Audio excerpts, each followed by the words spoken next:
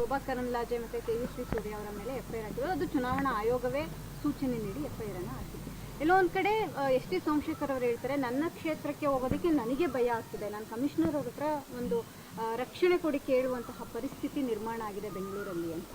ನೋಡಿ, ಚುನಾವಣೆ ಅಂತೇಳಿದರೆ ಜನ ತಮ್ಮ ಅಭಿಪ್ರಾಯವನ್ನು ಮತಗಳ ಮೂಲಕ ಅವರು ತೋರಿಸ್ಬೇಕು. ಅದು ಶಾಂತಿಯಿಂದ ಆಗಬೇಕು ಅಂಥೇಳಿ ಇಡೀ ದೇಶದಲ್ಲಿ ವ್ಯವಸ್ಥೆಯನ್ನು ನಿರ್ಮಾಣ ಮಾಡಬೇಕು.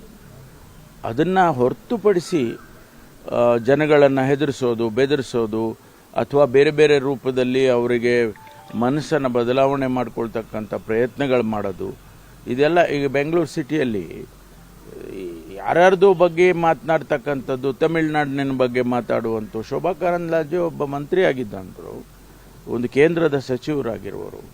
ಅವರು ತಮಿಳುನಾಡು ಬಗ್ಗೆ ಮಾತಾಡ್ತಾರೆ, ಬಣ್ಣದ ಬಗ್ಗೆ ಮಾತಾಡ್ತಾರೆ, ಸ್ಕಿನ್ ಕಲರ್ ಬಗ್ಗೆ ಇದೆಲ್ಲ ಅಷ್ಟು ಒಂದು ವ್ಯವಸ್ಥೆಯಲ್ಲಿ ಅಷ್ಟೊಂದು ಸರಿ ಕಾಣಿಸೋದಿಲ್ಲ. ಅದಕ್ಕೆ ಭಾರತ ಪ್ರಜಾಪ್ರಭುತ್ವದ ದೇಶ ಅಂತ ಹೇಳೋದಕ್ಕೆ ಈಗಾಗಲೇ ಒಂದು ಪ್ರಶ್ನೆ ಬಿದ್ದುಬಿಟ್ಟಿದೆ, ಮುಂದ್ಗಡೆ ಒಂದು ಕ್ವೆಶ್ಚನ್ ಮಾರ್ಕ್ ಬಿದ್ದಿದೆ. ಅದು ಆಗಬಾರ್ದು.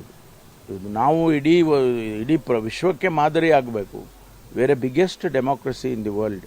ನಾವು ಈ ರೀತಿ ನಡ್ಕೊಂಡ್ರೆ ಇನ್ನು ಬೇರೆ ಬೇರೆ ದೇಶ, ಪ್ರಜಾಪ್ರಭುತ್ವದ ದೇಶಗಳು, ಅವುಗಳು ಕೂಡ ಆ ದಾರಿಗೆ ಹೋಗ್ಬಿಡ್ತವೆ.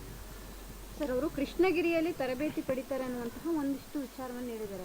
ಆ ವಿಚಾರವಾಗಿ ಏನಾದರೂ ಅದನ್ನ ನಾವು ವಿಚಾರ ಮಾಡ್ಕೊಳ್ತೀವಿ. ಅದು ಪೊಲೀಸ್ನವ್ರ ಕೆಲಸ, ಪೊಲೀಸ್ ಇನ್ವೆಸ್ಟಿಗೇಷನ್ಸು ಮತ್ತೊಂದು ಮಾಡ್ಕೊಳ್ಳುತ್ತೆ.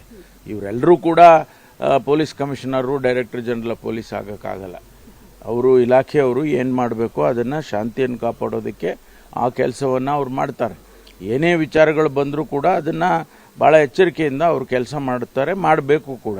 ಅದನ್ನು ಹೊರತುಪಡಿಸಿ ಇವರೆಲ್ಲರೂ ಅದರ ಬಗ್ಗೆ ಕಮೆಂಟ್ ಮಾಡೋದಕ್ಕೆ ಹೋದರೆ ಏನು ಪ್ರಯೋಜನ ಆಗುತ್ತೆ?